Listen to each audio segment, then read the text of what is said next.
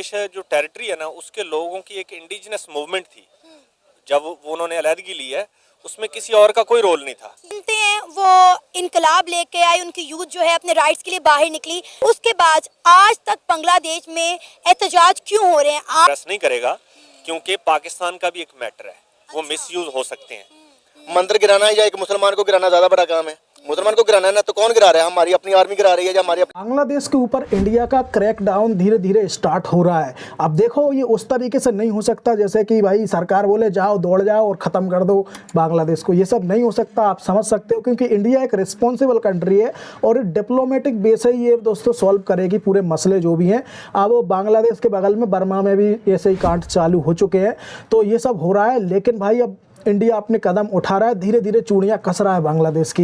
लेकिन इसके बारे में जब पाकिस्तानियों से पूछा जाता है, पाकिस्तानी मदरसा छापों से पूछा जाता है, तो उनके आप सुनोगे ही, मतलब सुनकर ही आपको हंसी आएगी।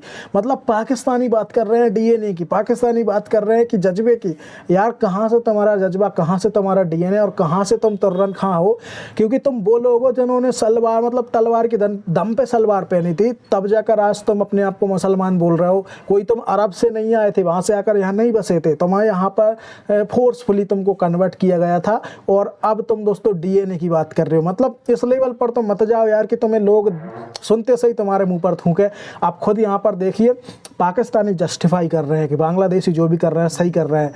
हिंदुओं की मौत को जस्टिफाई किया जा रहा है। ये लोग भाई ये दोस्तों जो वहाँ पर जो गाजा में मर रहे हैं ना, मर नहीं रहे हैं, उन्होंने खुद उंगली की थी इजराइल को, फिर वो अच्छी तरीके से ठोक रहा है। तो ये पूरी दुनिया में रोना धोना कर रहा है। ये वही लोग हैं जो अब हिंदुओं की मौत को जस्टिफाई कर रहे हैं। तो चलिए बढ़ते हैं पाकिस्तानी पब्लिक की तरफ, जानते हैं उनके ओपिनियन। आपके ओपिनियन भी आप लोग कमेंट कर सकते हो। तो बढ़ते हैं वीडियो की तरफ, मिलते हैं वीडियो के एंड में। जो टेरिटरी है ना, उसके लोगों की एक इंडिजिनस मूवमेंट थी। जब वो उन्होंने अलहदगी ली है, उसमें किसी और का कोई रोल नहीं था। उन्होंने अपने राइट्स के लिए अपने इख्तियारात का इस्तेमाल किया, अवामी ताकत का इस्तेमाल किया। उन्होंने तहरीकें भी चलाई, ठीक है, उलमा ने भी चलाई, उस्ताद ने भी चलाई, एक जज्बा पैदा किया। पूरी कौम बन के वो लड़े और वो अपना उन्होंने वतन ले लिया अलहदा।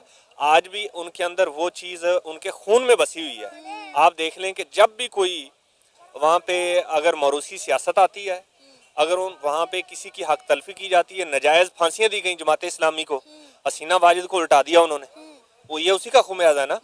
ये उनके डीएनए में शामिल है कि वो किसी भी नाजायज चीज को एक्सेप्ट करने के लिए तैयार नहीं है। तो वो 10 साल और भी लड़ते रहे, वो इंडिया को भी नहीं एक्सेप्ट करेंगे, पाकिस्तान को नहीं एक्सेप्ट करेंगे, वो अपने आप को मनवाएंगे। आप देखें, उस कौम ने मेहनत की और आज वो 40-42 अरब डॉलर की उनकी ज़खायर हैं। लेकिन सर हम इस चीज को डिनाई नहीं कर सकते कि उन्हें इंडिया ने सपोर्ट किया है ना। इंडिया की सपोर्ट के बगैर बांग्लादेश इस मकाम पे पहुंच सकता था जो आप मुझे बता रहे हैं। इंडिया ने क्या सपोर्ट किया उसको? इंडिया ने उसको पैसा दिया? नहीं दिया। इंडिया ने उसको लड़ने के लिए फोर्स दी, मुक्ति बानी दिए थे उस वक्त, वो दे दिए। लेकिन उससे बड़ी मूवमेंट इंडिजिनस थी।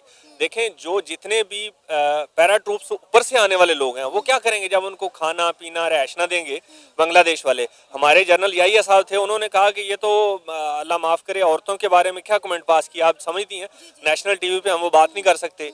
और जब वो जाते थे किसी मुआहदे में, वो तो पी के जाते थे, ठीक है। और उन्होंने क्या हशर किया था, हमारी आर्मी का बाहर निकल नहीं सकती थी। 5 अगस्त 2024 को बांग्लादेश की आवाम ने शेख हसीना वाजिद का तख्ता पलट दिया। शेख हसीना वाजिद को मजबूर कर दिया कि वो इस्तीफा दे और मुल्क छोड़कर फरार हो जाए। उसके बाद आज तक बांग्लादेश में एहतजाज क्यों हो रहे हैं? आज तक बांग्लादेश जो है वो एहतजाजों की आग में क्यों जल रहा है?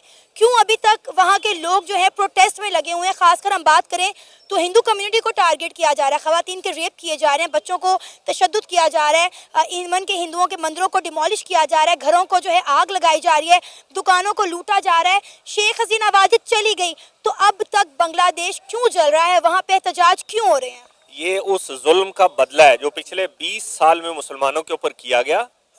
अब उसने अंडू होना है और वो हो रहा है। लेकिन अब वहाँ पे जल्द से जल्द अगर इलेक्शन हो जाए, इंतकाल इक़्तिदार हो जाए, अवामी हुकूमत सब लोगों की शराकतदारी से बन जाए, तब वो सुकून से बैठ सकेंगे। जब तक उनको एक मॉब वायलेंस हो रहा है ना, उनको एक डायरेक्शन नहीं मिल रही। जो लीडर मेन बैठेंगे वहाँ, वो बैठ के एक डिसीजन करेंगे कि इलेक्शन होना चाहिए। देखें, एट द एंड तो यही है ना कि सब लोगों की शराकतदारी से एक हुकूमत बने और वो अपना अपना जिस तरह कहते हैं ना कि जितना जिसकी ज़मीन है उतना उसको हिस्सा मिल जाए, उतनी नुमाइंदगी मिल जाए। इस वक्त के हालात थोड़े डेस्परेट हैं। अच्छा, इस वक्त के हालात डेस्परेट हैं, लेकिन इंडिया कभी भी बांग्लादेश को उस तरह से सप्रेस नहीं करेगा, क्योंकि पाकिस्तान का भी एक मैटर है, वो मिसयूज़ हो सकते हैं, बंगाली मिसयूज़ हो सकते हैं इंडिया के ख़िलाफ़। और दूसरी बात ये कि बांग्लादेश के पास इतने भी रिसोर्सेज कम नहीं है इंटरनली, वो एग्रीकल्चर कंट्री है, वहाँ चावल बहुत अच्छा होता है, वहाँ फिश बड़ा अच्छा होता है, जो स्टेपल फूड है ना, स्टेपल फूड है, वहाँ उसकी कमी नहीं है कोई भी। बाकी ये लाइटें लूटें और ये 2-4 दिन नहीं भी चलेंगी तो कोई मसला नहीं है उनको, वो सर्वाइव कर जाएंगे। वो कौन सा कोई यूरोप है जो लोग बड़े लग्जरी ज़िंदगी के आदी हैं। बांग्लादेश वाले लोग बड़ी जफाकश कौम है, वो ऐसी कौम नहीं है कि बिल्कुल बर्गर खाए और जनाब वो बिकनी पहन के घूम रहे हैं कहीं बीचों पे, ऐसा कोई चक्कर नहीं है वहाँ। और आप देखें ईरान है, उसके ऊपर कितनी सैंक्शंस थी, मर गए, डूब गए, वो अभी जिंदा है ना सारे दुनिया में, वो सर्वाइव कर रहे हैं। तो बांग्लादेश भी सर्वाइव करेगा, उसको कोई मसला नहीं। कौमें ख़त्म नहीं होती, एक्सटर्नल सप्रेशन से कौम कभी भी ख़त्म नहीं होती, वो इंटरनल जब नाइंसाफ़ी आती है तब ख़त्म होती है वो। अस्सलाम वालेकुम। अच्छा मैडम, ऐसे है कि जो निडर बंदा होता है, जिसमें दिलेरी होती है, और दिलेरी खून के अंदर होती है दिलेरी, और ये जो बंगाली लोग हैं ये दिलेर लोग हैं, और वो अपना राइट लेने के लिए आगे उनको आंखें दिखा रहे हैं। पाकिस्तान क्यों नहीं आंखें दिखाता? हमारे पास कोई बंदा आता है तो हम उनको मिन्नत तले करके हम इंडिया के पास जा रहे होते हैं, ठीक है। तो वो निडर कौम है, मुझे उनके ऊपर फ़ख्र है जी। उन्होंने हमेशा पाकिस्तानी मूवमेंट में वही पेश थे और सारे काम उन्होंने किए, हमने उनको एट दिया गया। हमने हमेशा उनको कहा था वो बंगाली कुत्ते ये वो करके, हमारी आर्मी हमेशा उनको ऐसी करती थी। अब जैसे आजकल हमारे यहाँ इधर कर रही है, आपने भी क्वेश्चन किया था कि वो हिंदुओं के मंदिर गिरा रहे हैं, ये कर रहे हैं, तो इधर क्या कर रहे हैं आप लोग? इधर आप मुसलमान गिरा रहे हैं। मंदिर गिराना या एक मुसलमान को गिराना ज़्यादा बड़ा काम है? मुसलमान को गिराना है ना, तो कौन गिरा रहा है? हमारी अपनी आर्मी गिरा रही है या हमारी अपनी पुलिस गिरा रही है? तो ये बेतुकी हमारी बातें हैं। क्या वो सर्वाइव उसके बगैर करेगा कि नहीं? वो करेगा, डेफिनेटली करेगा। आप यही कहते थे, आप लोगों के ने कहा था कि जंगों से कौमें नहीं बनती। आपने अफगानिस्तान को देखा, उसने कितना अच्छा सर्वाइव किया। 40 साल अफगानिस्तान हालत जंग में रहा है, 40 साल रहा है ना। तो आज उनकी करेंसी हमसे बेहतर है नहीं? हम क्या कहते हैं, हमें ये लग्जरी लाइफ की आदत हो गई है, उनको कोई नहीं है। और उन्होंने सिर्फ एक वर्ड कि हम अपने मेहमान जो हैं हम लोगों को नहीं देते होते, हम हवाले नहीं करते। जो हमारी कफालत में आ गया उसकी हमारी रिस्पॉन्सिबिलिटी है। हमें तो गैरत ही कोई नहीं है। हमने वो एमल कांसी वाला वाक़या सुन ले, बाकी और कोई सुन ले, हमने एक बंदा उनको दिया है। पर्सन सदा कर, ऐसे में कौन सी को दो रहे हैं। और दुनिया की तारीख में आज तक ऐसा नहीं हुआ। लोग फाइट करते हैं ना, हम आज भी अपने बच्चों का नाम टीपू सुल्तान रखना पसंद करते हैं। मेरे बेटे का अपना नाम टीपू सुल्तान है। तो हम क्यों, वो लड़ते लड़ते शहीद हो गया। ये 90,000 बंदे ने पेंडे उतार दी अपनी, कि किस तरह खजल खराब हुए। और हम हमेशा हम पाकिस्तानी कभी भी हारा नहीं है। किसके खिलाफ? अपने लोगों के खिलाफ। हम वजीरिस्तान में कोई काम कर लें, हम नहीं हारेंगे इंशाल्लाह। हम कहीं कराची में काम कर लेंगे, हम नहीं हारेंगे। हम ये पीटीआई वालों के खिलाफ काम कर लें, हम कोई बलोचिस्तान का वाक़या कर लें, हम नहीं हारेंगे इंशाल्लाह। हम जब भी हारेंगे, हम हारेंगे इंडिया के सामने, बांग्लादेश के सामने, अमेरिका के सामने, इराक के सामने, हम हार जाएंगे। जो भी 71 में हुआ, उसके बाद बांग्लादेश की हुकूमत खड़ी हुई और आहिस्ता आहिस्ता ये इंडिया की गोद में जाना शुरू हुई। और उसकी जो भी हुकूमत थी, चेंज भी हुआ, कुछ भी हुआ, लेकिन उनकी जो पॉलिसीज़ थी ना, वो इंडिया की गोद में जाने की थी। और उसका ये हुआ कि बिल्कुल उन्होंने अपने आप को पैरालाइज कर लिया और उनके रहमो करम पे चले गए कि उनकी सनत भी उनके मरहूने मिन्नत हो गई। इलेक्ट्रिसिटी की जो उनका सिस्टम था वो भी इंडिया की गोद में चला गया।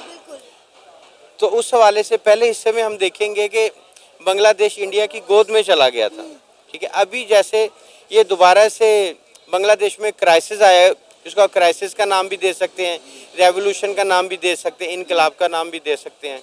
तो उसके बाद वहाँ पे चेंज आया, हसीना वाजिद की हुकूमत गई और वो ख़ात्मा हुआ। उसके बाद वहाँ पे जो भी नॉमिनेटेड हुकूमत है या जो भी उनका एक स्ट्रक्चर खड़ा हुआ है, वो अब ये समझते हैं कि हमें बांग्लादेश को अपने पाँव पे खड़ा होना चाहिए। तो वो इस इंडिया की गोद से निकलना चाह रहे हैं। तो ये वो दूसरा व्यू है कि जिसको मैं ये कहूँगा कि मैं बांग्लादेश को मतलब ये कहना चाहूँगा कि बिल्कुल उनको अपने पाँव पे खड़ा होना चाहिए। और रही बात आंखें दिखाने वाली, तो अभी शायद वो इस पोजीशन में नहीं है कि इंडिया को आंखें दिखा सकें। हाँ, कि इंडिया को आंखें दिखा सकें। हाँ, अलबत्ता उनको अपनी पॉलिसीज़ पे बिल्कुल गौर व फिक्र करना चाहिए, इम्प्लीमेंट करना चाहिए और बांग्लादेश को अपने पाँव पे खड़ा होना चाहिए। तो सर जैसे करनी वैसे भरनी।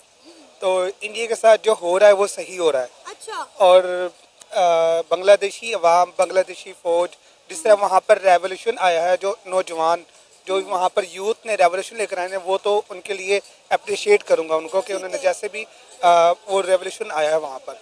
दूसरे नंबर पर ये कि जैसे हसीना वाजिद ने जमात इस्लामी के लोगों पर जुल्म किया है वहाँ पर, और वो भी अपने इबरत को पहुँची है, ये भी इबरत है उसके लिए और लोगों के लिए भी कि उसने बहुत ज़्यादा जुल्म किया है जमात इस्लामी के लोगों पर।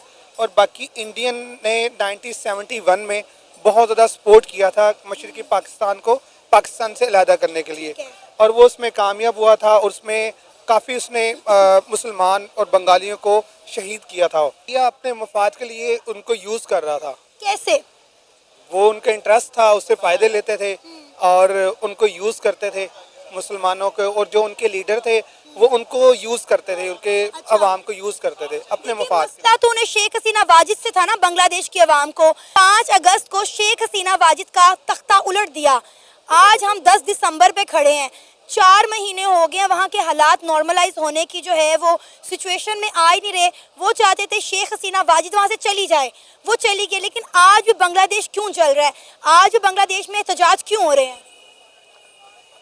वो इंशाल्लाह आहिस्ता आहिस्ता स्टेबल हो जाएगा बांग्लादेश, वो कोशिश कर रहे हैं। तो इंशाल्लाह दुआ है कि अल्लाह ताला से कि उनके हालात स्टेबलाइज हो जाए ताकि मुल्क वो तरक्की की तरफ गामजन हो जाए, और यही दुआ है उनके लिए। अभी आपने बोला कि इंडिया ने बांग्लादेश को अपने मफाद के लिए इस्तेमाल किया। इंडिया इस्तेमाल करता है दूसरे ममालिक को, तो मुझे ये बताएं कि इंडिया ने बांग्लादेश को कैसे इस्तेमाल किया? मैं तो कहती हूँ कि बांग्लादेश की डेवलपमेंट जितनी थी उसमें 90% हाथ तो इंडिया का था। वहाँ पे जितनी इंडस्ट्रीज लगी हुई थी तमाम इंडिया से थी। इवन कि बांग्लादेश इंडिया की बिजली तक यूज़ कर रहा है। नहीं, ऐसा तो नहीं है, बांग्लादेश की आवाम का भी उसमें है। अच्छा। तो उसमें बांग्लादेश के जो लोग हैं मुल्क को चलाने में करने में तो आवाम का ज़्यादा वो होता है, उसको उसमें टैक्स देते हैं, जिसमें जो सब लोग टैक्स देते हैं, मुल्क तो ऐसे ही चलता है। उसमें इंडिया क्या उसको सपोर्ट कर रहा होगा कि उसकी इंडस्ट्री को चलाने में करने में। वो तो पाकिस्तान के जब पाकिस्तान बना था तो उसके हिस्से में बहुत कम इंडस्ट्रीज़ आई थी, ज़्यादा इंडस्ट्रीज़ तो इंडिया में ही रही थी। तब ये तो नहीं हम कह सकते कि अब वो यहाँ पर जो इंडस्ट्रीज़ आई थी वो इंडिया चला रहा था। तो पाकिस्तान की इकॉनमी से जो हमारे पास एसेट दिए गए थे उसी से ही हमारे के जो फॉर फादर्स थे, जो हमारे आबाउदाद थे, उन्होंने मेहनत करके काम करके इस मुल्क को चलाया किया, और बड़ी मेहनत के साथ उन्होंने बड़ी कुर्बानियाँ दी हैं इस मुल्क के लिए। ऐसे ही बांग्लादेश के लोगों ने भी मेरे ख्याल में उन्होंने मेहनत की है, और जब भी उनकी इंडस्ट्री चली है।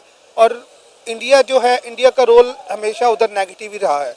तो दोस्तों ये थे पाकिस्तानी पब्लिक के रिएक्शन। आपको ये रिएक्शन कैसे लगे, इंटरटेनिंग लगे या कोई जानकारी मिली, आप लोग कमेंट करके बता सकते हो। अगर आपका भी कोई ओपिनियन है तो इस वीडियो में इतना ही दोस्तों, मिलते हैं किसी और वीडियो में, तब तक के लिए जय श्री राम।